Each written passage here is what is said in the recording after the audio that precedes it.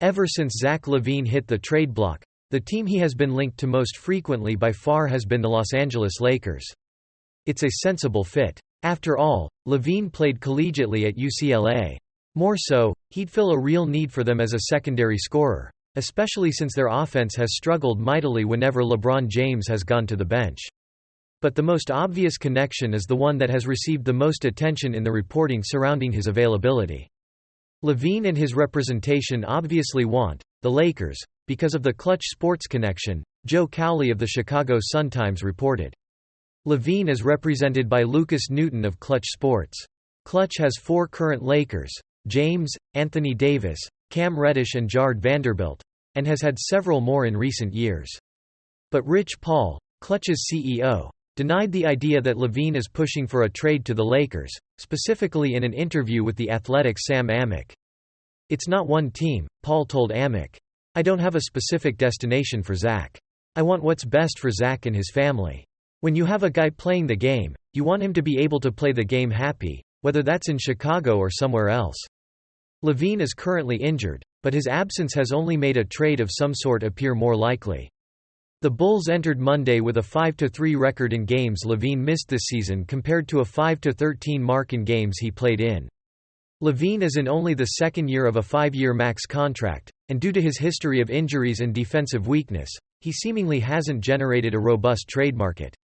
Kobe White has thrived as Chicago's primary scorer with LaVine out, averaging over 25 points per game. It isn't clear at this point which teams are interested in absorbing LaVine's contract, but the list likely isn't long.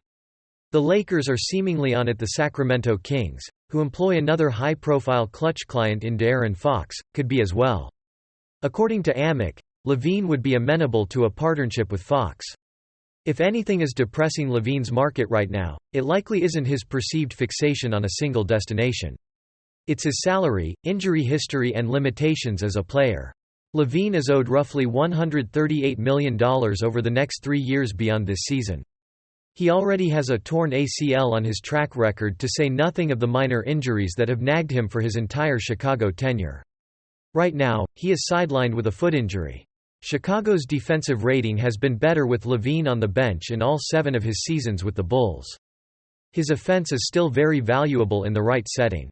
But as the NBA gets better and better at scoring, defensive weak spots become easier and easier to exploit at the highest levels of the postseason. As LaVine has never won a playoff series, interested parties have no idea how he will handle those higher stress moments on either end of the floor. The stakes on that front are enormous considering the punitive effects of the league's new second luxury tax apron. Adding the wrong big contract can have devastating effects throughout the rest of the roster. No team wants to pay a player max money when they don't know how healthy he'll be. Some team is going to take the plunge and trade for him in spite of those risks. It might be the Lakers or it might be someone else. But given the factors limiting his market, it's hard to believe his preferences will matter all that much in these negotiations.